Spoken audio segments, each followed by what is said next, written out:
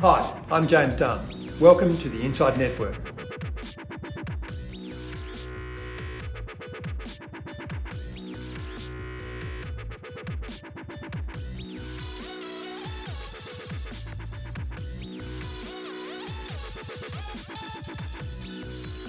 Welcome to INDepth, where my guest is Don Huber, a portfolio manager for the Franklin Global Growth Fund at the Franklin Equity Group. Welcome, Don. Thank you, James. Glad to be here. It's a pleasure to have you here in the flesh. Thank you.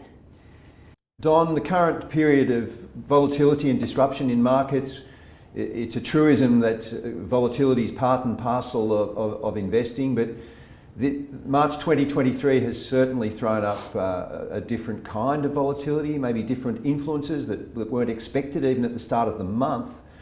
Do you see any similarities with this and other periods of previous market turmoil? I think one of the similarities that I see that's really a broad market condition since the global financial crisis is the impact, the dramatic risk on, risk off, really macro-driven markets that we've seen at times since then. And it's a combination of massive amounts of liquidity that came as a result of the global financial crisis. Back at that time, fairly anemic global economic growth as well. Clearly a banking system that had some challenges coming out of the US really. More recently, COVID. Again, a tremendous amount of liquidity to shore up consumers, to shore up economies. Supply chain challenges coming out of COVID, and ultimately inflation. And inflation that was expected to be transient, to use the Federal Reserve's term, and has turned out to be much more durable than that. And in these periods, or in this, broadly speaking, in this period, there are periods where the macros are what's driving the market. And whether it's kind of risk on, whether it's risk off, whether it was a year ago kind of expecting inflation, expecting continued economic growth and rising rates, a shift to the value style, whether it's thinking rate rises are done, the Fed's got inflation under control or almost under control, shift in style again. That's kind of overwhelmed the underlying fundamentals for the companies that we invest in, and frankly makes it tough on the short term anyway for bottom-up equity managers. And speaking of growth in the investment style context, growth's been hit hard. What about the variable economic environment as we hopefully bed down a lot of these influences and this crisis stabilises a little bit? What's the implication going forward in a variable economic environment for the growth style? Yeah, I'll preface this by saying that we got out of the business a long time ago of forecasting growth relative to value. We think that it makes sense for investors to have both strategies in a portfolio. But I've been thinking since really a year ago that there would come a point where the economy would slow down, conceivably go into a recession, growth would be relatively scarce or going negative from an economic standpoint and for a lot of companies. And in an environment where growth is scarce, growthier companies should do better or should at least be appreciated by investors in a way that they weren't in the first half of 2022. And even better if those are underpinned by secular growth drivers that are, as opposed to cyclical drivers that help carry them through, and if they're certainly financially sound, that help carry them through over the long term. Behind any investment manager, there's always a guiding investment philosophy that really informs and governs how you react to all sorts of circumstances, good or bad. So how do you describe, really in a nutshell, the guiding investment philosophy at Franklin Templeton? The guiding investment philosophy for the Franklin Global Growth Team is that a concentrated portfolio has a better chance of outperforming the index over a long period. Clearly, that needs to be combined with deep fundamental research. For our strategy, that's high-quality growth companies that we are looking for, but very deep research need to be focused on the long term and not the next quarter, not the next year, but really the next 3 or 4 years, which is, after all, why you've invested in equities. And I think those need to be combined into a portfolio that's diversified, that's able to withstand short-term risks or short-term impact of short-term macro drivers or economic drivers in a way that a less diversified portfolio could be. Don, the pendulum swinging back to active quite significantly. Can you explain your approach to portfolio construction and how that differs to the common benchmarks, and really why is that difference important to your end investor client? Yeah. Our approach to portfolio construction really starts with research and the analysts' work in identifying companies, the in-depth research that they're doing over a period of months to make sure that the ideas or the companies fit our process, fit what we're looking for, thinking about overlap of underlying economic drivers and making sure we're comfortable, but comfortable in owning a position together with other positions in the portfolio. Once we have just the fundamental work done and we're thinking about portfolio construction, really our approach is based on modern portfolio theory. You know, it's the same approach that people use or investors use. It says that you can manage risk by diversifying into a number of different asset classes or subclasses or strategies. We essentially do the same thing with, call it 35 companies. So we're looking for 35 companies whose share prices should have relatively little correlation to each other. And if we've done that right, then we've got a fairly diversified portfolio. It differs from more fundamental or more popular way of managing risk, which is to look at sector weights or geographic weights within a portfolio. Among other things, those don't necessarily tell you a lot about the underlying business, and really aren't appropriate for a benchmark indifferent strategy. So what that means for us is a couple of things. One is that we may own companies and industries in the portfolio that aren't big index drivers for a passive investor. For example, in portfolios where we're allowed to own Aussie stocks, we've owned Cochlear for a number of years. Cochlear is hardly representative of the healthcare sector. Yes, it's a medical technology company, but a very niche medical technology company. And a passive investor is going to have a very, very small allocation to what really, in our view, is a great business to own. So that's one way that it can differ. Another way that will differ is because we move down the market cap spectrum and include mid-cap companies, almost any position we have is going to be an overweight relative to a benchmark. And so to limit the stock-specific risk in the portfolio will limit the size of a position to roughly around 4% in the portfolio. We look at it as owning off-benchmark holdings, moving down the market cap spectrum. We're already taking stock-specific risk, and we're not going to amp that up by owning larger positions.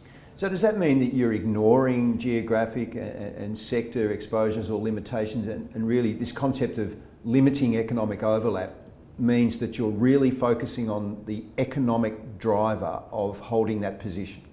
That's correct.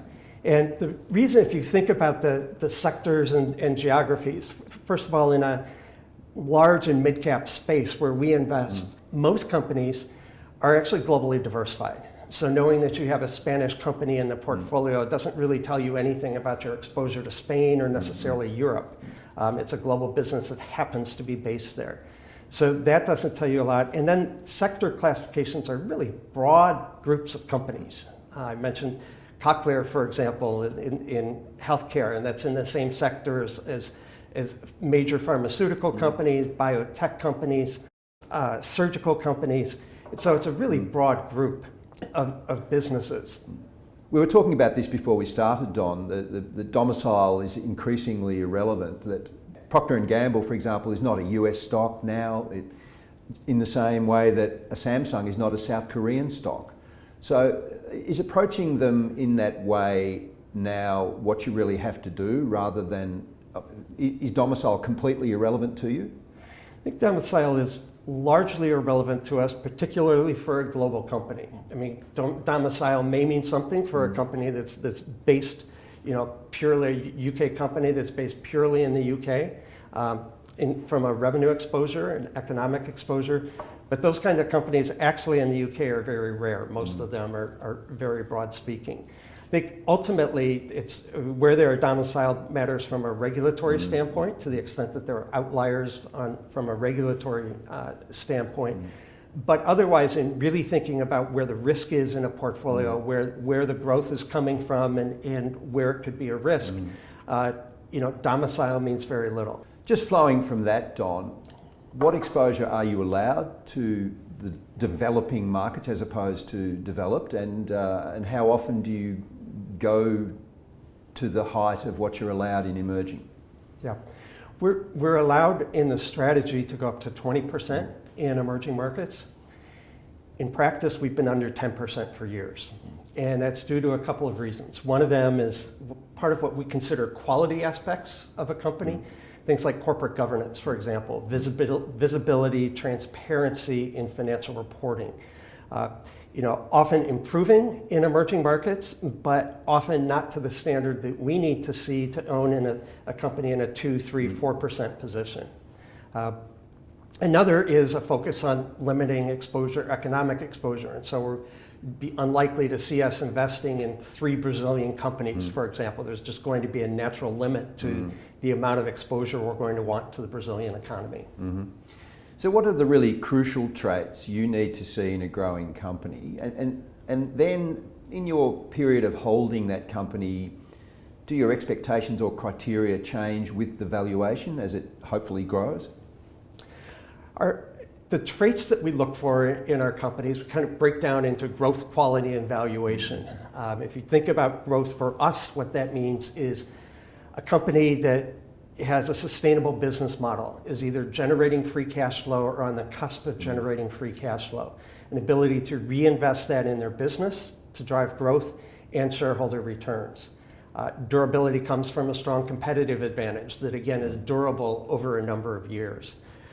From a quality standpoint, management that can execute, but also management that has a focus on shareholder returns. A company that's growing just for the sake of growing and in the process destroying shareholder value isn't attractive to us, and we think really isn't a sustainable model. We look at a broad range of ESG risks and factors for the portfolio, and ultimately what we want to make sure of is that material risks that we think are relevant to the company or the industry are either mitigated or a focus of management in mitigating to an extent that we're comfortable with that. Don, the proliferation of passive investing has inevitably led to concentration risks. Has that changed your view on diversification at all? Really, through what key lens do you view diversification? Ultimately for us, diversification is driven by owning companies with differentiated underlying economic growth drivers. And as we think about it, we're actually looking to limit the overlap of those underlying drivers among our companies in portfolio construction. The overlaps themselves can change, really depending on the positions we have in the portfolio and the companies that the analysts are bringing forward. The approach remains the same. And so you may have an overlap at any particular point, or be considering an overlap and whether you're comfortable with it or not. From 2 companies that have exposure to this consumer in the same region, the UK consumer, and you don't have to be a UK company to have UK exposure predominantly. A UK bank and a UK consumer company, for example, completely different sectors, but economic exposure combined.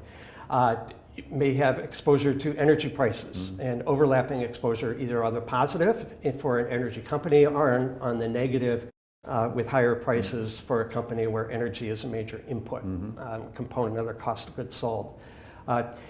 Ultimately, what we're often looking at and thinking about is a vertical that the company operates in, and looking for the best company for our strategy within that vertical. And that way, limiting the overlap. It may come from, example, investing in the automotive space, which we have done and own an automotive equipment supplier. But overlap with that company used to come, or increasingly was coming from a materials company that we own that was making materials that increasingly were going to be used in hybrid and electric car batteries. And as they were, we saw that overlap increasing. even though it was coming from a materials company that just made a bunch of different specialized chemicals and precious metals, and we saw an overlap coming. And so we parted way with the materials company because we increasingly saw the overlap increasing. So the overlap approach, or the approach to limiting economic exposure, limiting risk in the portfolio, remains the same, but the overlaps really change as companies go in and out of the portfolio. Do you like to buy the businesses that sell shovels to the miners? I don't mean literally in mining, but if there's a business sector that's really hyped and flavour of the month, do you prefer to be in the suppliers to that industry rather than the frontline players in the industry? It all depends on the particular industry and ultimately where the value added is being offered. You know, the automotive industry, for example, we first of all would tend not to be invested in the OEMs, the major car companies. That's highly capital intensive, highly regulated, conceivably, very competitive, conceivably more brands than the world needs. But if you think about the value chain or the Yes. vertical for automobiles, actually increasingly a lot of the value add, a lot of the IP is in the suppliers, not the OEMs themselves. The OEMs focus on design and they focus on manufacturing, but a lot of the key technologies are being sold to the OEMs by suppliers. Mm-hmm. Global economic growth is expected to remain below trend for quite some time. So finding real secular drivers of growth is going to be more and more important. So how do you find those drivers? And flowing from that, what sectors are really exciting to you and your team at the moment? Yeah. You know, we leave the stock identification up to our analysts. So they're the ones looking for ideas. They're thinking about their own sector and where are there areas that we haven't invested in, where there's attractive secular growth and might be a good place to be invested in. They're looking at companies and then looking at the vertical a company operates in and saying, would this be the best business to own? So we don't necessarily go out looking for the underlying secular growth, although we can if we think that there's an area and want to delve into it and see if we can find an appropriate company. But the kinds of exposures that we have in the portfolio are things like, the explosion of data and managing that data, packaging the data, analyzing the data, selling the data just continues. The automotive industry, I think clearly we are on a climb toward electronic and hybrid vehicles. I think that's, even compared to a few years ago, is much more visible at this point. And so companies that can invest in and benefit from that underlying secular shift are attractive. Last question, Don. The internet was arguably the greatest global disruption of the last 20 to 30 years. It's always difficult to find the next thing to rival the internet, but what changes are you seeing in the team when you discuss what's potentially coming over the horizon? And granted that there will be changes like that, how difficult is it to position a portfolio to capitalise on them? Yeah. I think you could see what's ahead in a few different sectors, and the trend that we expect would continue. The increased sophistication of healthcare, for example, the increased sophistication, complexity of drugs, and the increased reliance on biotech companies as opposed to major pharma to find those drugs, the increased regulatory complexity in approving drugs, all of which lead to an outsourcing of more of the research on drugs as smaller biotech companies can't afford a huge research staff. Personalization of medicine, both to find the best drug to treat you or the best treatment for you, as well as the one that will have the best tolerability for you. Robotic surgery, just on the verge of being used in general surgery, for example.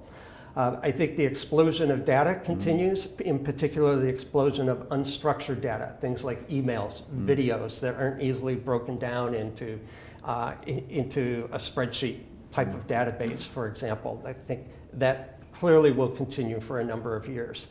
I think e-commerce has a long way to go. It sounds cliche to talk about e-commerce as an ongoing force of growth, but in many parts of the world, e-commerce penetration is much lower than others. And so we've got growth, and I think in many parts, and we certainly saw this during COVID, many businesses haven't really had an e-commerce strategy. And I think coming out of COVID, while brick and mortar stores have reopened, consumers are also used to now, in much greater force, used to using e-commerce.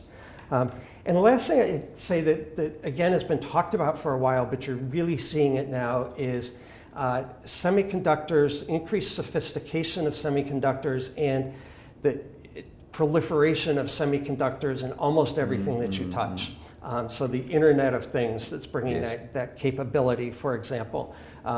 Increased development of chips by companies like Apple, who used to outsource that. And so the sophistication, the number of users of chips, the number of designers of chips, it continues to increase.